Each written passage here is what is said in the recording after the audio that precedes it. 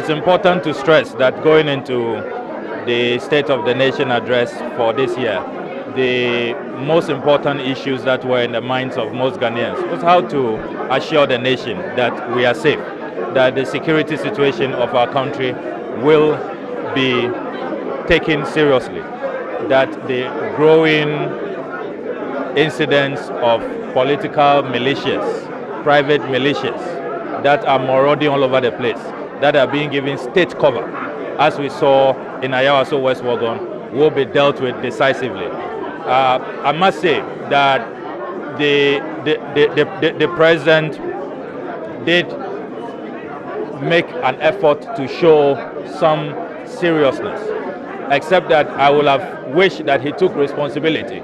We all know that these groups really were under his control when he was flag bearer, then opposition leader. We saw that the invisible forces, Delta forces, were with him campaigning all over the country.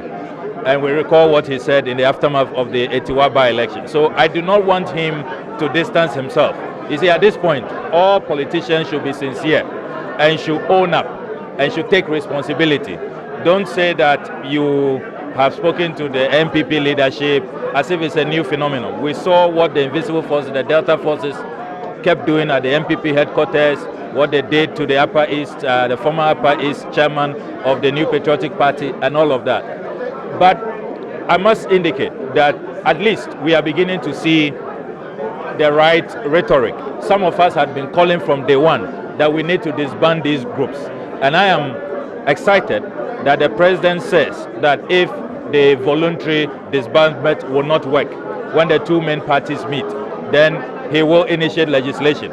I can assure you that some of us will continue to monitor closely, and if we do not see the two main parties acting swiftly as members of parliament, I'll talk to some of my colleagues and we will initiate a private members bill to have legislation to deal with this canker of political militias that are in flagrant violation of Article 85, Article 200 and Article 210 of the Constitution.